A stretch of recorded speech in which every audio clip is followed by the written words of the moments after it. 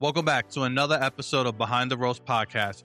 Today, we're thrilled to have Karina, the passionate owner of 518 Mucho Matcha, joining us as we dive into her journey from Colombia to the U.S., her love for matcha, and how she turned her passionate into a thriving business. Let's get into it. Karina, welcome to the podcast. And how are you today?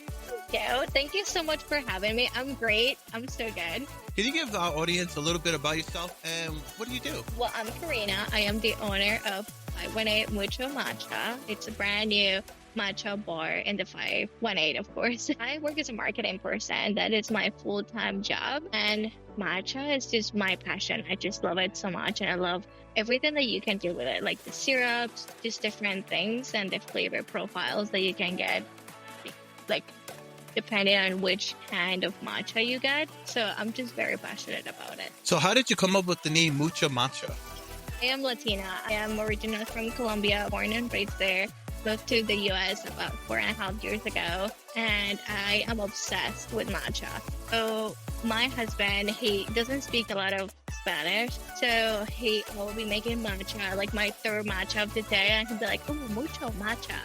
And then that was like a thing. Then when I decided that I wanted to do like a matcha bar, he was like, oh, mucho matcha. I'm like, that's it. That has to be it.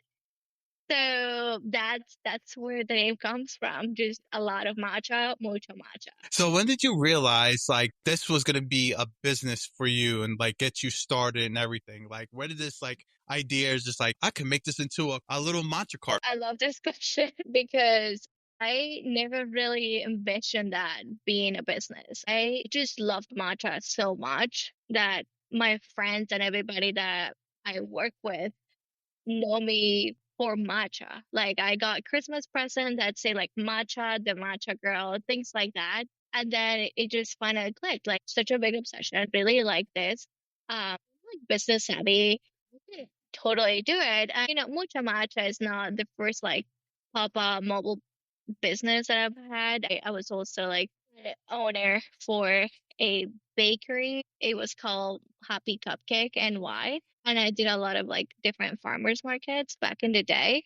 And I'm not new to the world, not new to like pop-ups. So I think that that's really why I decided to open this type of business. Yeah, that's good. I see that, you're the only matcha cart out there and you were recently on the news, which is a great thing. I was happy to see that happen. Congratulations. And Thank you. like how did the whole thing building the cart, getting yourself started, what was like the whole process just to like make sure you're good with the Department of Health, getting the permits and everything else and getting the whole business going? I'm not gonna lie to you. I think that that was probably one of the most stressful moments of opening this type of business because in the past I've had my food processor certificates, but that is like it's totally different. Going through the health department is like a different level per se. So I had a lot of questions. They were very helpful. My husband also helped a little bit with those permits, but we have it. And then building the cart, that was probably one of the most fun things that we've done. We're also very like handy, like we paint, we build things. So building the cart was just another like DIY type of thing. We got the plant from Etsy. So my husband did all the cutting, I did all the painting, we put it together. It took us like 2 to 3 weeks to have everything set up. But once it happened, we were ready. And now from the news and everything, I think Mucho Matcha, I didn't realize it was going to be so different from Happy Cupcake per se. So I reached out to my favorite spot on earth. I promise you, Two Little Dumplings is like my favorite restaurant. I love going there. I love visiting them. I love the people that open that business. And I reach out to them and Jeannie and the team was just so open and welcoming that was my first day open. It went great. It went well. And I'm just very thankful that they opened their doors to me. Yeah, I love Two Little Dumplings. That was the first time I ever had their food. And then having your matcha, it was so good. And I'm definitely going to go back again just to get some dumplings. And if you're there, definitely some matcha. It's like, Absolutely. so like, how did you come up with the creativity when it comes to making your different style matcha lattes? Because that Oreo one was phenomenal. Like, do you have any more plans on like making such decorative drinks? Plan to bring a flavor of the month. So we have our staples per se. So our strawberry, lavender, banana bread, Oreo for sure, vanilla, and our original matchas. Then we also have our Galaxy lemonade. And then this month, it's April right now. We have a carrot cake matcha. It's absolutely delicious. And I made that one because I love carrot cake. Easter, it's not Easter if we don't have carrot cake. So that's where that one came from. Right now, I'm working on May's flavor. I can say it's going to be mango because mango May sounds so fun, right? And I plan to bring those type of flavors every month. I want it to be an experience. I want it to be flavors that you can't find anywhere else per se. And if you find them anywhere else, I want our flavors to be the ones that you remember. That mango one, I definitely got to try that one. I love mango, especially that I'm half Puerto Rican, so I got some Spanish in me, and I love like tropical island like flavors. And I'm going to Puerto Rico in a couple of weeks from now, and I just need that tropical flavor, especially for me. That mango flavor. Yes, well then stay tuned for flavor of the month in June because I feel like that one is gonna blow your mind. Definitely screams tropical. It screams beach vibes. It's delicious. Are you going to tell me what that flavor is going to be, or are you just going to keep it hidden and wait till then? I think I'm gonna have to keep that one hidden for now, but you will be the first to know. So all your followers over here will be the first ones to know. Don't forget to like if you do those flavors and you're gonna post it, don't forget to send it to me on Instagram so I can put it on my stories for you, so I can get everybody Okay. engaged. But Absolutely. I'm like super stoked. Like you're the first of the matcha cart in the 518 area. Everybody's doing matcha, right?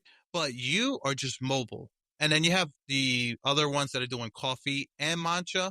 But I feel like you just doing matcha be the best thing ever. Do you make your syrups in house? Like my strawberry jam in house. That one is just like one of our flavors. And then I will say it depends on which syrups we're talking about for sure. Like your carrot cake and your mango one are going to be pretty much made in house.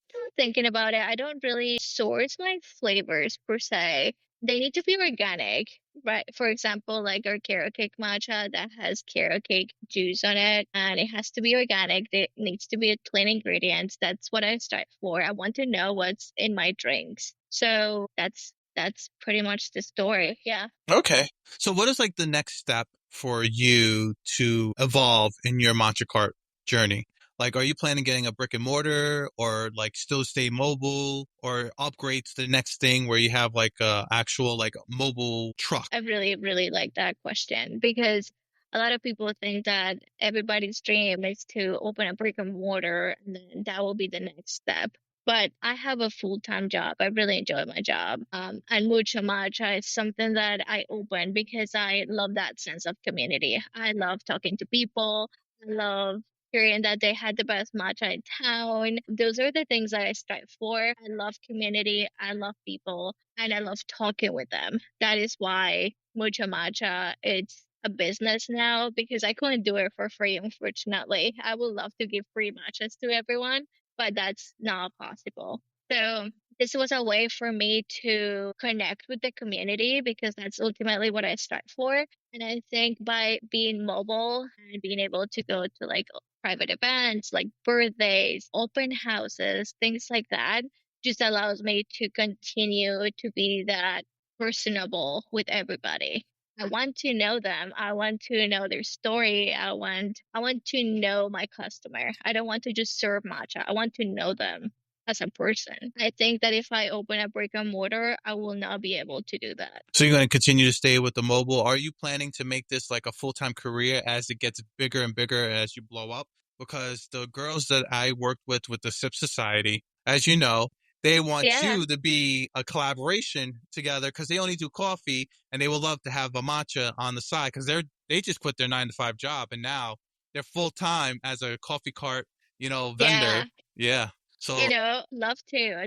They seem very nice. Their coffee cart is gorgeous. I'm so proud of them. Like that is such a big step in their career, I'm sure. Like quitting that 9 to 5, pursuing their dream job because that is their dream job from what I heard in your podcast. I'm just very proud of them. I don't see myself following that path. I am very thankful. I'm very grateful that other businesses and people are reaching out to me to cater their events and be there for private, public pop-ups, things like that. I'm happy to say that I have a pretty booked out May, but I just need that. I couldn't tell you. I will say no for now, but I will be open to it, I guess. I don't know. We'll see in a year from now because those Sip Society girls, after a year, like I found them, did that video, and it blew up.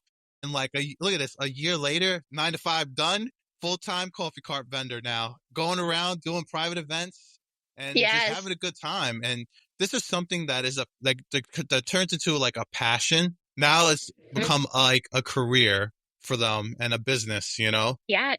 And I'm honestly so proud of them. That is like such a big step, but I don't think I just opened a month and a half ago. I don't think I am there yet. My numbers are looking good and everything, but I just don't think that I can take that big step. With the right marketing and the right influencer that posts those videos, you never know. You're my influencer. So yeah. Yeah, definitely. Yeah. I like supporting like small local businesses, highlighting them, and then making sure that Mhm. they get the dream that they expected to have. And I bet you by next year, you're going to be coming to me say, you know what, Joseph, I definitely did it. It blew up. Your podcast, your video, it's going to happen eventually. Like now people seeing you, especially on the news, on social Yeah. media, you're going to be like so booked. You don't even know what to do with yourself at this point. You're going to be like, I can't even keep up with demand. And you're going to have a lot of Mucho Matcha carts spread out with employees. That will actually be great. Like I would love to have more people who love matcha just having a matcha cart and working there. That would be such a hit. Like that would be so fun. But you know what? Maybe we don't know what a year from now looks like. So if that happens, I'll make sure to come to you and tell you, hey Joe, you were right. I love to be right sometimes. When I see a business like this, I can tell that it's going to grow and it's going to be very popular and it's going to boom and you're going to be booming. I can see that 100%. Matcha is such a popular thing nowadays that everybody's jumping into the matcha trend and it's been going for so long. Boba tea was the one thing. Now matcha is the biggest thing. Like, who knows if matcha is going to die? You never know. Unless you keep up with the trends that are going on social media, the flavors are like different drink matcha lattes. I think you would be very good and very successful at this. But Thanks. the one thing is going to be hard is cost because the shortage of matcha and how popular it is. These farms cannot keep up with the demand, especially with the process that it has to go through to make that matcha like that ceremonial grade matcha or like certain like levels of matcha. You have your culinary ceremonial, and then there's another grade. Like that's going to be a little tough, but if you can do it, by all means, 100%. Like, how is that like Yes. for you buying your matcha? Like, how do you determine what type of grade you're going to use and how you're going to use for your business and what the cost So is? absolutely, yes. So before starting this, getting your matcha from the grocery store for your personal use is one thing, but when you want to scale it and want to drink real good matcha, you have to go to a direct source. So we get our matcha from UG Japan. It's a very rare Samidori type of matcha. I know the matcha lovers here are gonna be like, oh, we're gonna get that, and hopefully my supplier is still good with me. Yeah, that's where we source our matcha from. We tried over 15 different matchas, different types, different companies, but we always went for the ceremonial, which is not really ceremonial. That's just a branding thing that they did in the US. But we have first grade matcha. So that means that the leaves are just like the best leaves that we can get because of the type of matcha that we use. That's even more rare, and the different flavor profiles that we get from our matcha are so different from anything that you could purchase at a grocery store or even like Amazon and places like that. Those matchas are good, sure, but they're not this good. Yeah, definitely. Like when I talk to like Matt from Short and Stout Tea, he says there are different grades of matcha, and they have a ceremonial one, which is different in Japan on how they do it in there compared to what the U.S. is. Then you have your culinary, which is more of used for like your traditional coffee shops to make those matcha lattes, the sweet version of the matcha. Then or you have the one for baking where you bake with it. There's like different levels of quality of matcha. And like, it's good for people to know where your source is because when I go to businesses and if I'm looking for, like, for instance, if I'm getting coffee, I want to know where their beans are coming from, where the source Yeah. is, and what farm they're getting it from. So I know that it's a good quality bean. Same thing with matcha. It's the same way. We want to know where the source is, where is it coming from, and what the quality is. And people should know that. It's not like a traditional person, like someone out in the street is that's buying your matchas, right? Is going to be the one going to your supplier and buying that stuff. No, they're not because they don't know how to do all that stuff. But as long as they know where the source is and what the quality and the grade is, that goes a long way for somebody to, understand that you have a good quality product, and you're Yeah. selling them good quality matcha. Absolutely. I cannot agree with you more. There is a lot of businesses who use different grades of matcha, right? Like their matcha lattes I've had here in the Capital District, and they use culinary grade matcha, which that is culinary grade matcha. You should be baking with that type of matcha. That's why some of these lattes that you see out there are like light green, like almost brown, like you don't know where that matcha comes from. That was like a big thing for us. That is something that we studied so hard. We did so many tests. We tried so many, like a lot of bad matcha, but then a lot of good matcha. So we went with what we thought it was best. And a fun fact here, we actually have two different types of matcha.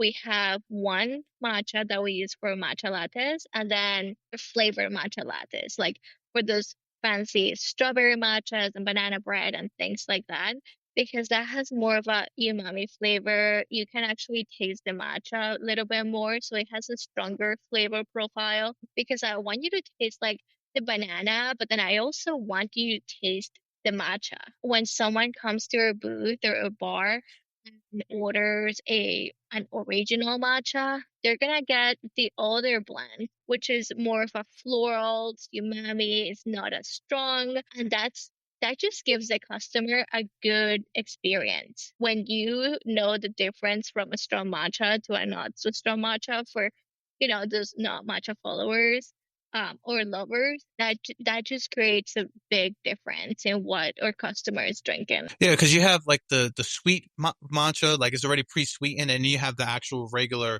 you know, umami matcha, which is more of like a grassier taste. The sweeter one is just more of like a sweet taste. I could tell the difference when So it. none of our matchas have sugar included on them. So they're all first grade ceremonial matcha, and we choose, with our simple syrups or vanilla syrups, what our customers want to like.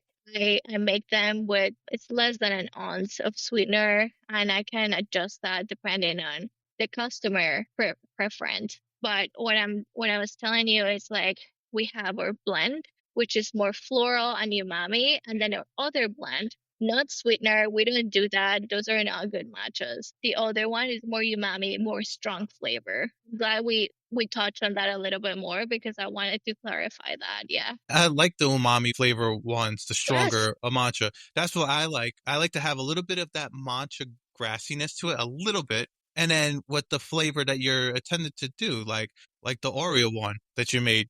I got the Oreo taste plus a little bit of the matcha flavor, you know, and that's how I like my matcha. But there's some people out there just likes that sweet, just the flavor itself, and I don't know. I just can't do too much of the sweet. I like sweet, but not too much of it. If you're making a Biscoff and all I taste is Biscoff with no matcha flavor, it defeats the purpose. You're just tasting a regular Biscoff latte, you know? Yes. Like at that point, let's just have an Oreo and just don't get additional calories. Yeah, exactly. Like there's one coffee shop in particular that are doing like what is it called? Like a keg version of matcha. So it's like a nitro fused one where you just open up the keg, it pours out the matcha, and then they just throw their flavoring. That's the worst matcha ever because you're not getting it's pre-sweetened matcha already, and then they just throw in the flavor in there. That's it.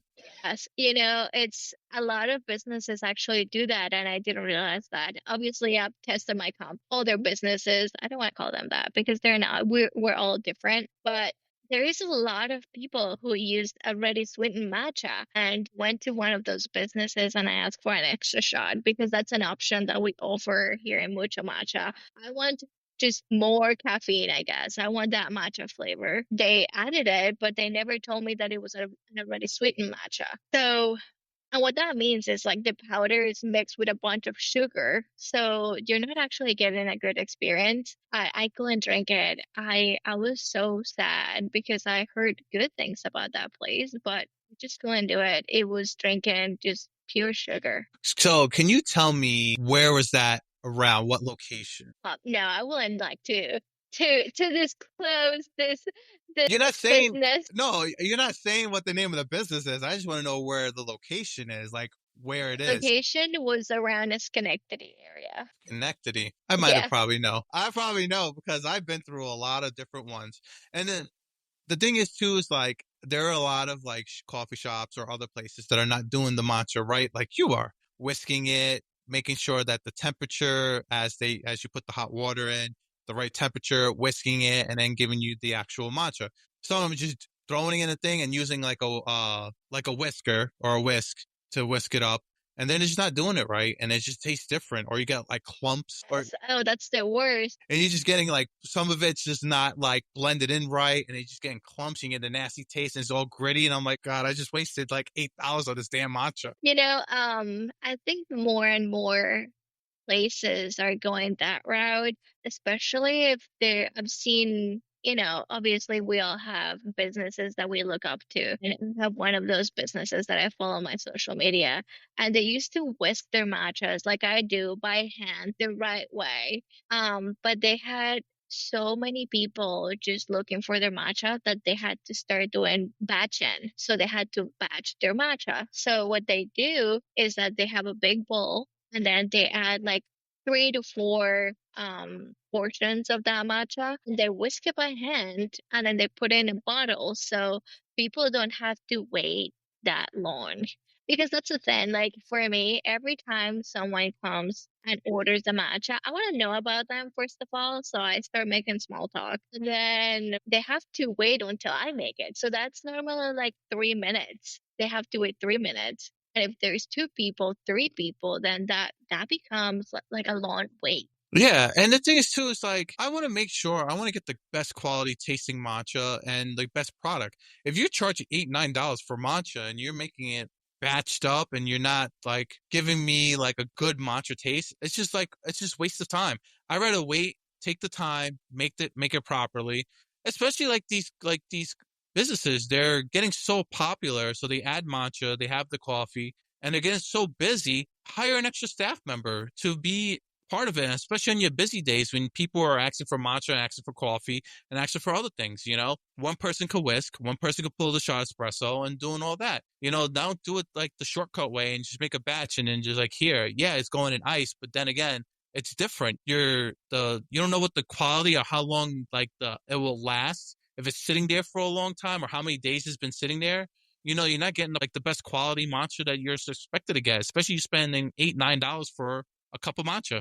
The pricing is definitely something that people should also consider. Not getting the same matcha for $5 as you're getting for $8 to $9. The quality is not gonna be the same. It's impossible for the quality to be the same because matcha is very expensive.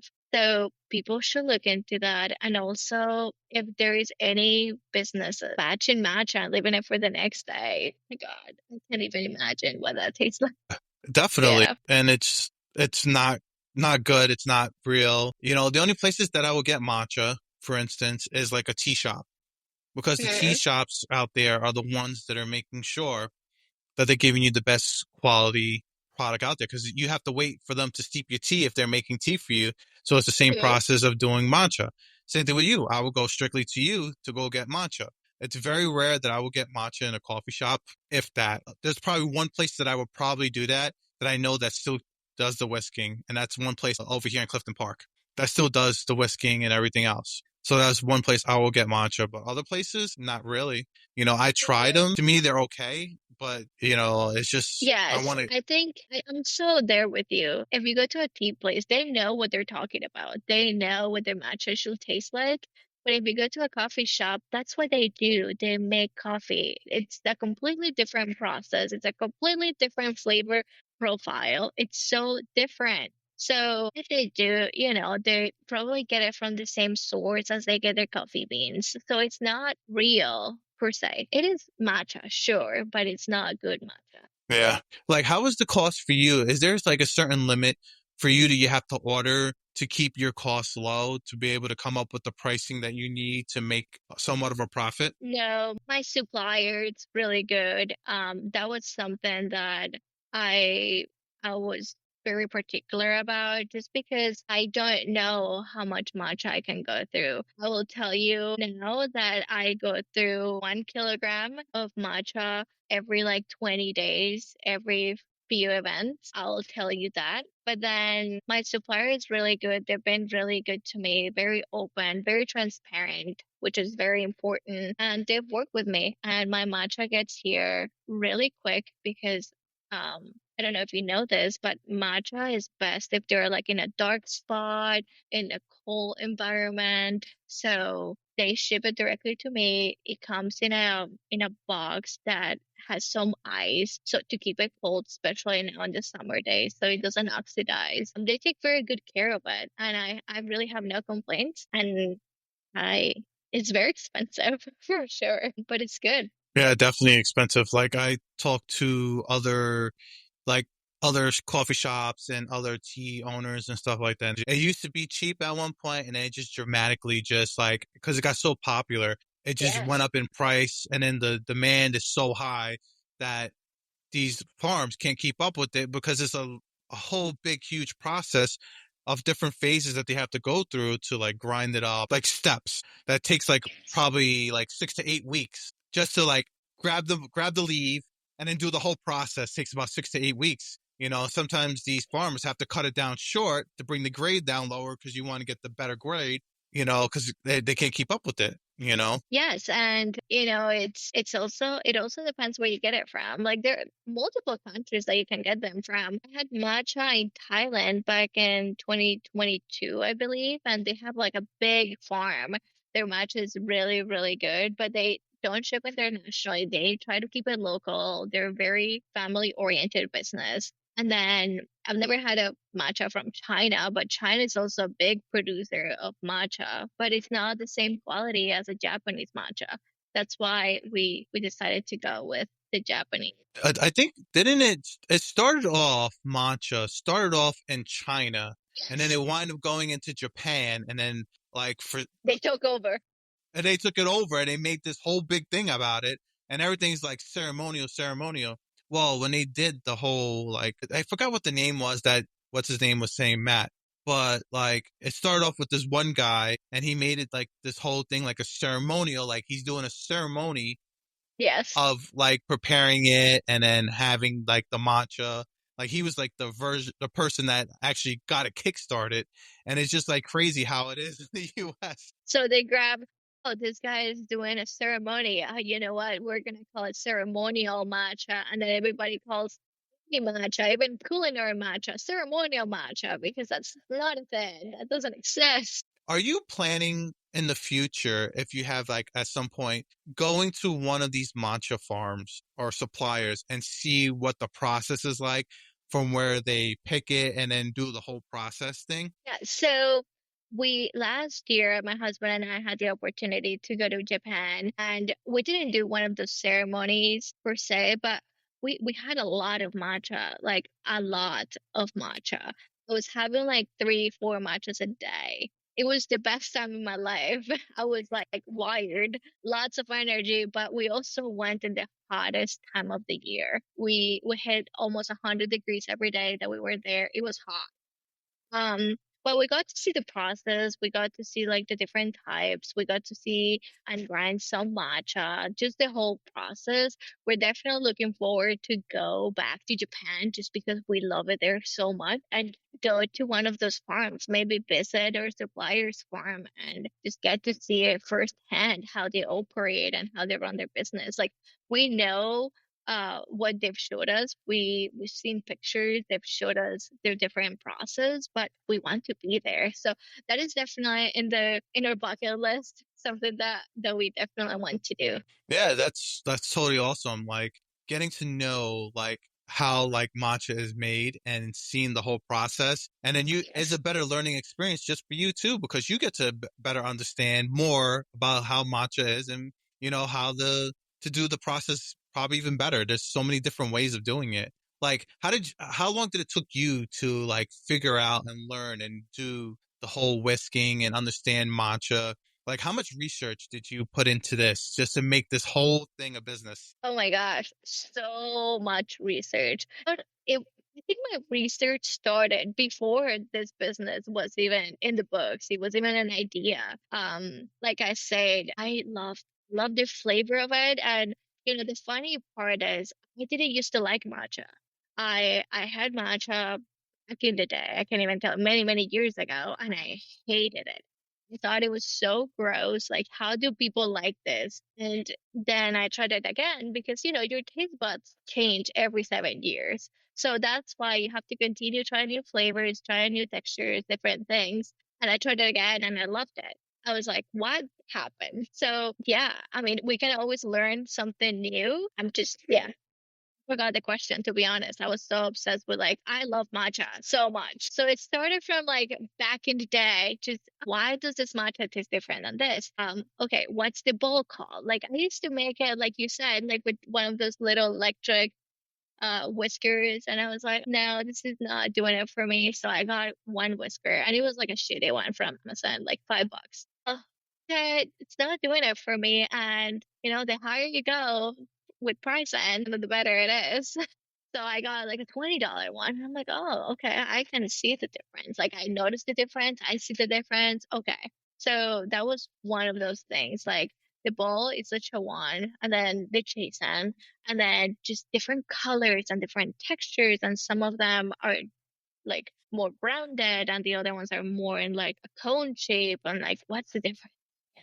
So it goes back in the day, probably like a year and a half ago, 2 years to be honest, because I started with my matcha obsession before Japan trip, and that was in September last year. I know I noticed that you drink a lot of matcha. You're saying like two or three a day. Yeah. Like there's a thing that's been going on, especially for Right. especially for like women, right? When you drink too much matcha, it takes away your not what is it called? Iron deficiency. You become iron Hmm. deficient. Drinking a lot of matcha. It depends on the woman though. Each woman is different, but there are women that drink too much matcha that they want to be iron deficient, so they get like bruises and stuff. It was all over the news and stuff like that. So like sometimes you need to like keep it down a little bit on the matcha because especially when somebody drinks that much, it's like me with the caffeine. I with the coffee, I try to keep it down limited because I don't want to overdo too much with the caffeine and I get headaches or I wind up having a freaking heart attack or something like that. Especially Yes. matcha has a high caffeine content too. It's close to like coffee. There are two things here. Everything in moderation, right? It's like sugar. Like if you eat too much sugar, then you become diabetic and then you get sick. Same thing with caffeine. Like you can have a heart attack because of the amount of caffeine. Same with energy drinks. Like those are terrible for you. So there is that, there everything in moderation. It's good. For 3 matches a day, that depending on like how much caffeine intake is there. And then I'm no doctor. I can't really speak for a lot of women, but I can speak for me and the knowledge that I have. Iron deficiency, I've heard a lot of that, and I think most of those things are mostly rumors. Yes, I'm sure if you already have low iron and then you drink a lot of matcha, of course that's gonna make you more iron, like your iron deficiency. A lot of people say if you drink matcha and you haven't had breakfast, that's gonna make you sick. That's not true. That's not a thing. Or it's like if you go crazy and you have a lot of caffeine intake and then you can get sick. Anyone can get sick. There is just a lot of misinformation out there, and I feel like anyone who's a matcha lover should do their own research and, see how much their body can handle. Especially, I mean, if you're a caffeine addict per se, or you like your caffeine in the morning, coffee's not gonna make you sick. If you have stomach issues, it might worsen them. But It depends though on the yeah, and person. I think that's why matcha is so good for some people. Like, for example, every time I have coffee, I shake. Like, I get shaky, and I hate the feeling. So that's why matcha was such a good thing for me, because it's a slow energy release. You don't need a lot of it. Your 4 grams, that's how much we do, 4 grams of matcha. That's enough for me for the day. But some people need a little bit more. You probably, what, 2, 3 cups of coffee a day, maybe? Oh, me? Whew. Yeah. You don't even want to know. See, I and I drink more see than you that. here, you're all happy, you're good. Like for today, I did a lot of tasting at I did a coffee tasting. So they were like small, like little things. And then I had like a flight, but I got decaf instead. It still has caffeine, very Yes. low caffeine, and it's decaf. So I had that like the flight that I did this morning, and that was fine. And then I just had a regular. I actually had a matcha today too. I wound up getting a banana matcha latte with oat milk, and that was phenomenal. Tasty. Yeah, and they make their banana syrup in house, which was really good. I was like, oh, let me just get a matcha. I was like, I haven't had a matcha in a while. I wish you were Yeah. closer up. I wish you were closer in the Clifton Park area. Yeah, I also had a banana bread matcha this morning. Yeah, with oat milk. It was so good. It is so good. It's very tasteful, flavorful. Getting the matcha taste and that banana, man, So good. it's like having like these matcha flavors that they're having nowadays. Is like having a dessert. You know? Yeah. I mean, I don't like it too sweet, but I agree with you. Sometimes I'm like, oh, I want a sweet treat. You know what? Strawberry matcha. That's what it's gonna be. That's my sweet treat. And then what's the next thing? Is cold foam, right? And you're gonna be doing all these different type of cold foams. Everything has cold foam in it nowadays. Everything. Oh my goodness, the obsession. I don't really get the obsession with cold foams. We do have a cold foam in our flavor of the month. It's for the carrot cake matcha, and it is a cream cheese cold foam, and it's so good. I mean, it tastes just like ice cream, and it's delightful. I love it so much. But I've seen lots of businesses add like food coloring, and they add like a bunch of flavors, and I love that. I love seeing that. I love how creative people are getting. But I think Mucho Matcha wants to stick more with the classic. I know we have to, as business owners, we have to follow trends. But then how much are we gonna follow? Yeah, exactly. Like trends, you should create your own trends, something that another other place are doing. A lot of these, businesses, they pretty much follow what the trends are going. So, for instance, the carrot cake lattes, everybody's following that trend. Well, why don't you be something Yeah. creative and create something different? And then next, something else. So that's what the thing is. Like social media is what makes these trends happen. And this is what people want. So that's why these businesses do it because it increases their business and their profits because they need Yes. to keep up with the trends. They need to get these people into their business, trying out these drinks and then just buying them like crazy, Yes. and that's how it is. I think it's so funny because when I already knew that my flavor of the month was gonna be carrot cake, because I love carrot cake and I feel like Easter is not a thing if you don't have carrot cake. I think I already said that. Um, I had my recipe, everything was so ready, and my good friends from the SIP Society posted their menu, and they also had carrot cake syrup. I was like, oh my gosh, no, they're gonna think that I'm copying them. So I immediately went there and I'm like, hey, look, I promise you this is not what it looks like. They were so kind, they were so understanding. But it's so funny because I didn't see carrot cake anywhere in my feed. I didn't see anyone making carrot cake lattes or matchas. Like, I did not see that. I didn't see it coming. And when I saw that, I was like, no, this is like thin now. I thought I was being original, but clearly, I mean, everybody already thought of this. You're never going to become original because a lot of these places are going to do the same thing. They Yes. think that they're going to be original, but then again, it's already out there as it is. Like everybody was doing carrot cake. Like I went to Graham's, but they did something different with theirs. They did their carrot cake, right? And they did a cream cheese cold foam. And guess what they sprinkle on? Matcha There on you go. top of the on the cold foam. And that was very good. And they make their carrot cake in-house too, like their syrup, and that was like each place is different. Everybody can come up with the same drink, carrot cake, but everybody's going to make it different. Everybody's going to have a Yes. different recipe, different way of making it. So each place is going to be different. Like yours is different from everybody else.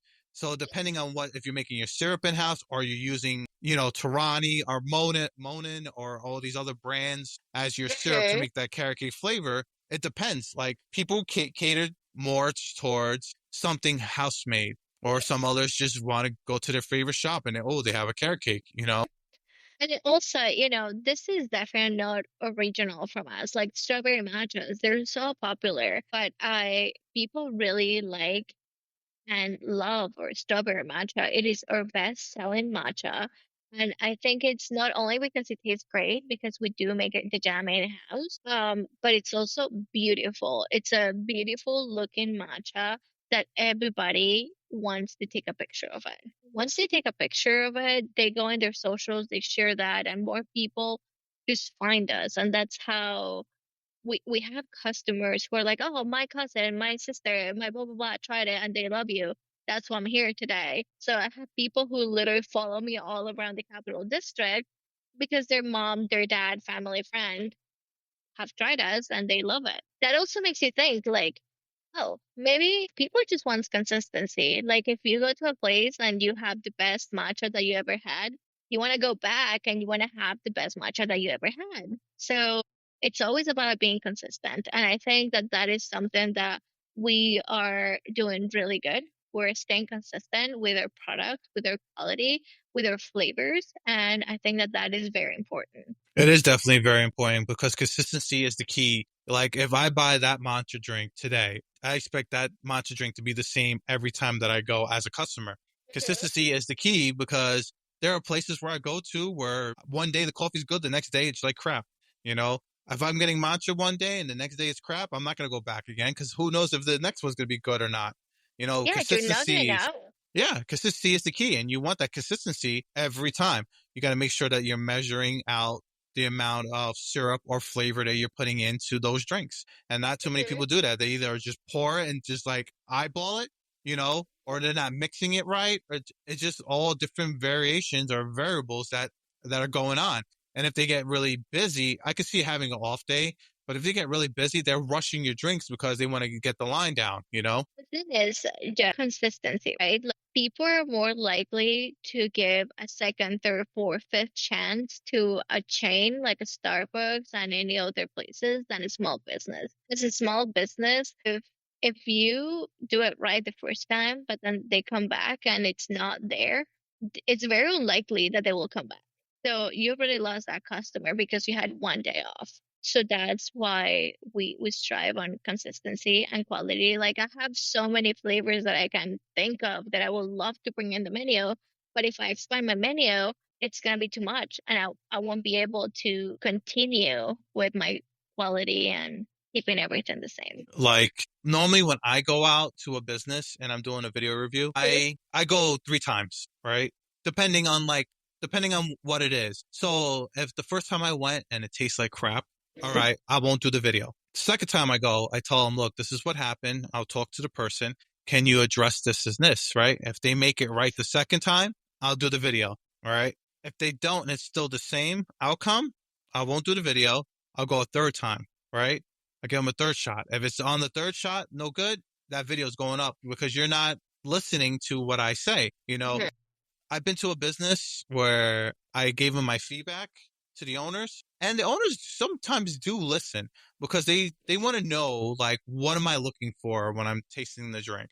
So for instance, if I'm doing coffee, I want to taste the espresso. I want to make sure that whatever you're doing for that drink, if you're making a Biscoff latte, I want that Biscoff taste with that espresso taste on top of that is not overpowering or too sweet. So it's perfectly balanced. Same thing with matcha. I want a little bit of the earthiness and a little bit of the flavor like the strawberry. If it's balanced properly where I'm getting the strawberry and I'm getting a little bit of the earthiness, that's a perfect latte. It's balanced, it's not too sweet, and you're getting it where it needs to be. If you're not doing that, I'm sorry, that's how I do it. I totally agree. And, one of the things that I always tell my customers, because when they ask for a original matcha, that I added the amount of sweetener that I think is appropriate for the drink, right? Some customers like it really sweet, like they love a sweet matcha, that's fine. It's just they can either tell me, hey, I like a very sweet matcha, and then I can adjust it, or I always tell them, hey, look, if you want it a little bit more sweet, you can always come back.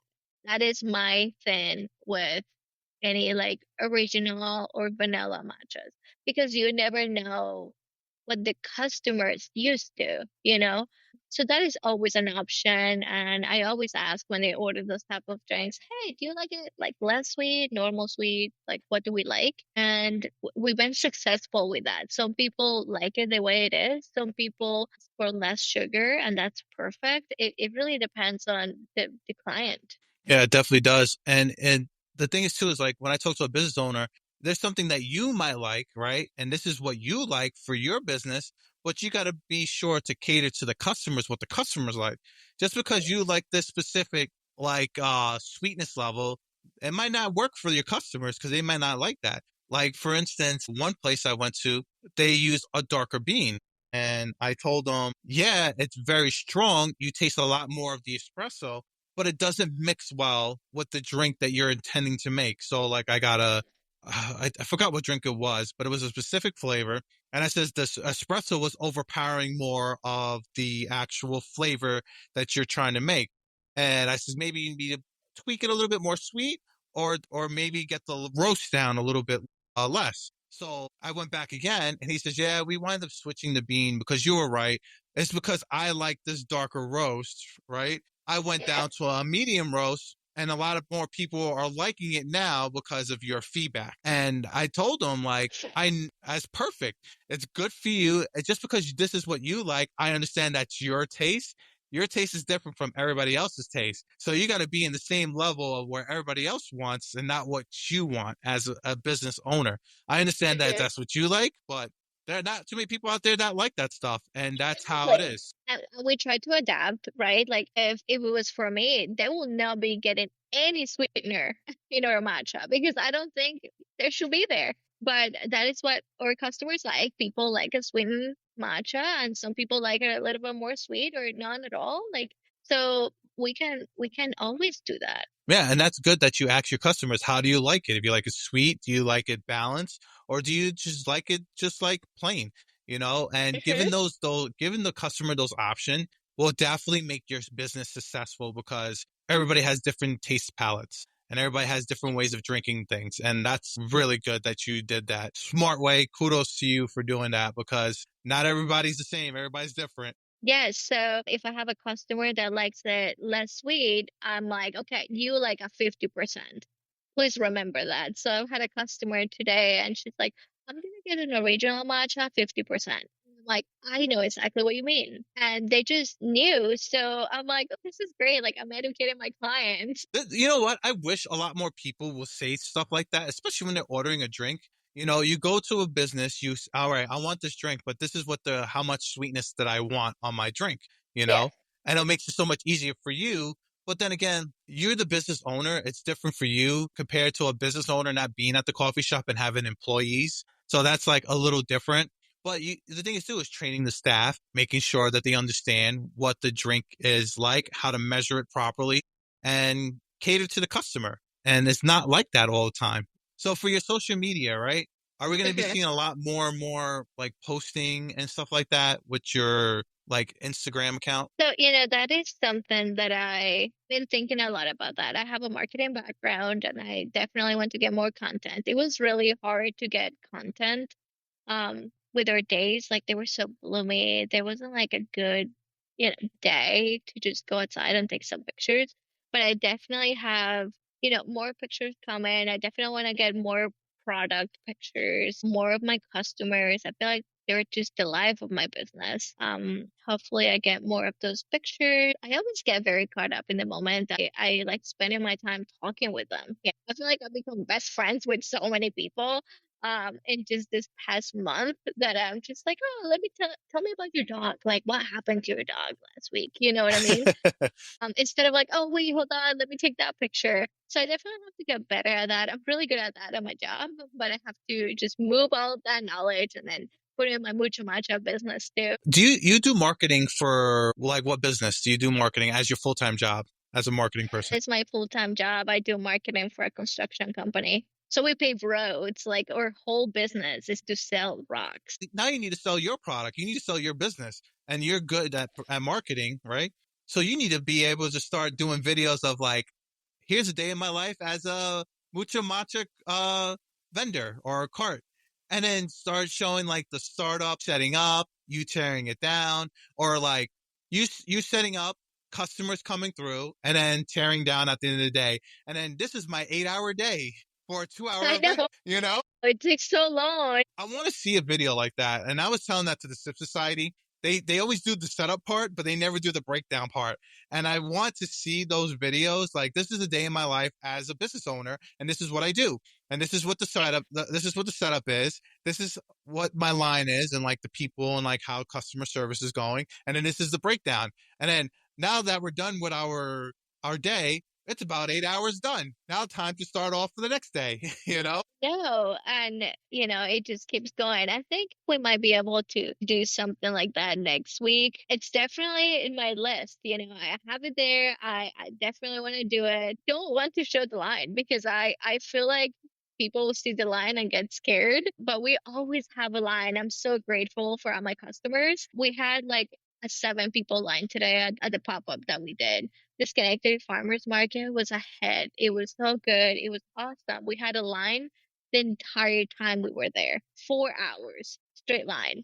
And, That's good. you know, people are so good. They're so understanding. They're happy to wait the 10 minutes that it takes us to get to them. And I'm so grateful. Yeah. I'm glad that people are being patient because they want to make sure they get the quality. By them just not being patient, they're going to get shitty quality. You can't Yeah. rush the process. It's a process, and they need to understand that making matcha is a process. They will wait for the 10 minutes and they will get there and they will have a conversation with me. They see what I'm doing. They're like, okay, so this is real. And I'm like, yes, this is real. This is legit. So, like, now you're doing the Schenectady. Are you going to be doing the whole season of the Schenectady market? I'm doing every other weekend at the Schenectady Farmers Market and it goes all the way until November. Are you doing any other markets or just the Schenectady one as of right now? Just the Schenectady one as of right now. I am trying to focus a little bit more on like private events, but then I'm also open. I'm thinking my logistics here because ultimately I have a business to run. It can be just for fun. I would love it to be.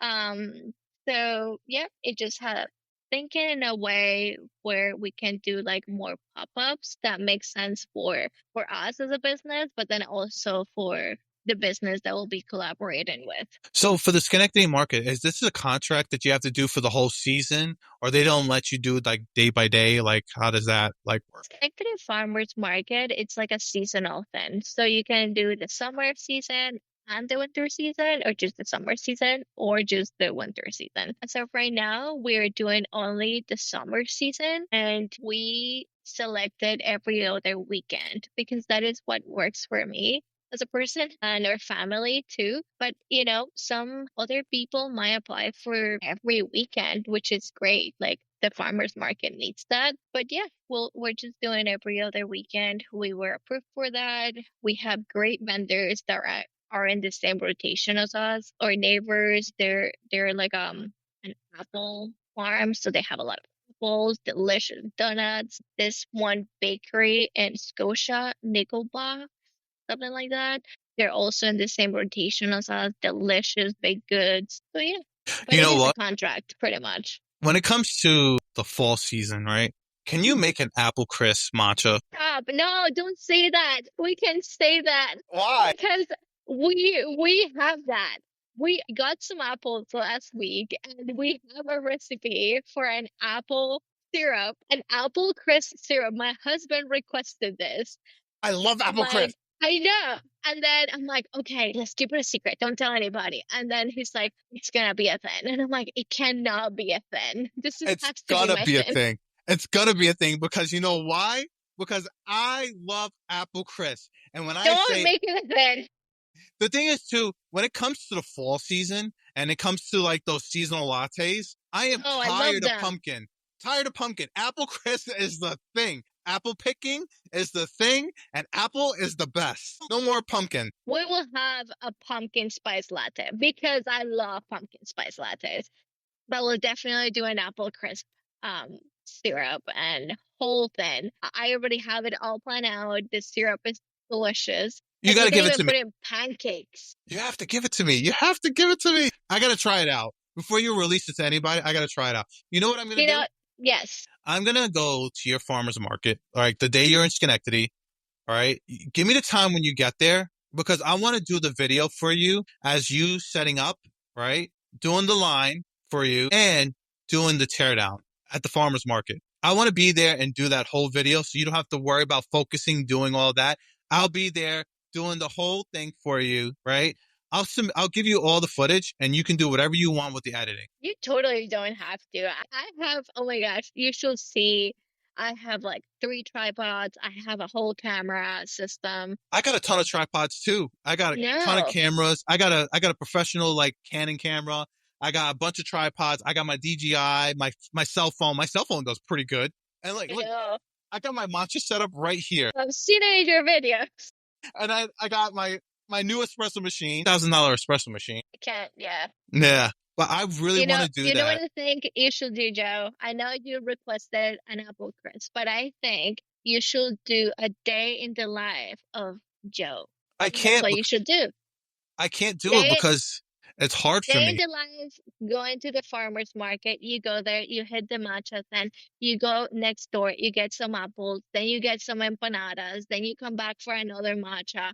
You do all that, then you go and test like 20 different coffees somewhere in Clifton Park or Schenectady, and that's what you post. I think that that'd be so fun. You know what? I was thinking of doing a day in the life as a content creator of me going around trying different coffees and going from shop to shop and just doing like a whole blog. The thing is, I can't do the waking up part because my wife, my daughter, we all wake up at different times. And I'm normally the early bird. I'm here up at like 4 a.m. Yeah, so, but still, you can still do it. You can put the camera there of you making your coffee in the morning and then just go out and about. That'd be fun. It would. And the thing is, like, I can't. It's funny. I have an espresso machine and I barely use it because I'm always out doing everybody else's stuff. Your $2,000 machine needs to get used. It's going to get used. In the wintertime, I'm going to be doing a lot of content creation of recipes. So I want to do like That's homemade so good. syrups, different recipes. I've done a lot. I've done some recipes at home and it's done very well, especially on YouTube. There's one recipe that a company, Da Vinci, the syrup company, told me to do, and I'm gonna be doing that recipe tomorrow. It's they want me to do a banana bread maple latte. So it's a banana bread with Delightful. a maple cold foam on top. That's what I'm gonna do. That sounds so good. Yeah, so I'm gonna try it out and see how it is. They said that's their Yeah, favorite. I want to try it out. perfect. My mom is actually visiting in September. I'm gonna ask her to bring us some Colombian coffee. That way you can make a video out of it. That'd be so good. I think that will be such a hit. If You she can can get make me a whole dulce beans, de leche coffee. well, I got dulce de leche. Yeah. It has to be make sure it's whole beans because I like to grind it. I don't like to grind up stuff because the pre-made stuff. I like to grind it, freshly roasted, grind it, ready to go. Yes. Yeah. No, totally agree. We do the same here. I'm not a coffee drinker, but my husband is. And we do that more of a fall flavor. I think honestly with the apple crisp and dulce de leche, I think those two flavors will taste really good. Definitely put that on your menu. I want to try them out. I would love to try them out. I want to be the first to try it out before you even start putting Yeah. it out. You know what? When I'm doing my test runs, I will be like, hey, I'm gonna be here. Can you stop by and try this? Yeah, sure. I'll Yeah. definitely. You know what? I'll call you and Carrie. Another one too is like a leche, like a tres leche. So good. I love tres leches. My wife, it's funny. My wife is not Spanish, right? So she hung out with my dad for a day and she's been doing empanadas. She's making arroz con pollo, rice with gandules, and now she's making tres leche cake. And I told my wife, where did you learn all this? From your dad and TikTok and all this? She's been doing all this Spanish food. And I'm like, oh my God, I love you. It's great for her to bring my Spanish culture and making that for me. It's like phenomenal. Like I love that she loves my culture and my Spanish like food and everything like that. And she's like French Canadian and German. And look at her into this. Like everybody in the family loves the Spanish food that she learned and started making that. And I love that. That's so good. Yeah, that's amazing. Yeah. Yeah, that's great. But Yeah. definitely, if you get any of those, I want to be there to try them out. I'll be truly like happy and amazed when you do that apple crisp one. I'll be like, who cares about pumpkin spice? We got to get apple crisp involved. I did a video, right? Someone did an apple crisp. They made their servant house and pumpkin was the thing. And not too many people were doing apple crisp. So I did this video and it blew up. I was like, it's apple season. Screw pumpkin. It's apple season. Who doesn't like apples? And who doesn't like apple picking? Apple crisp is the thing. And man, they got busy. Everybody wanted that apple crisp. And it was so good. Cider. I love cider beer. Like anything apple for me. Just count me in. Just throw all your social media. Where can people find you as Mucho Matcha? Everybody, don't forget, this is Karina with 518 Mucho Matcha. We are at the Schenectady Farmers Market every other weekend. Next weekend, it's going to be the 26th. So we'll see you there. It's from 10 a.m. to 2 p.m. And we're going to have delicious matcha, of course. And it's also our last day with our carrot cake matcha. So I'm very excited. I cannot wait to see you all. Thank you for listening to Joe's podcast, and I cannot wait to see you all. I encourage you guys to follow 518 Mucho Matcha on Instagram. Find out where their next events are and book them for all your holiday parties, events, or weddings, anything you want to book them for. Great matcha, knows the perfect way to making that perfect matcha flavor. Karina, thank you so much for being on the show. I'm happy to have you here. This was a great conversation. It was a lot of fun and getting to know your business and getting to know you. Thank you. Thank you so much for having me. Just count me in, and I cannot wait to see you next Sunday. Yeah, thank you. Thank you for tuning in to today's episode with Karina from 518 Mucho Matcha. Don't forget to follow them on Instagram and stay up to date on their latest events and flavors. If you enjoyed this episode, please subscribe and share it to your friends. Until next time, keep exploring and stay inspired.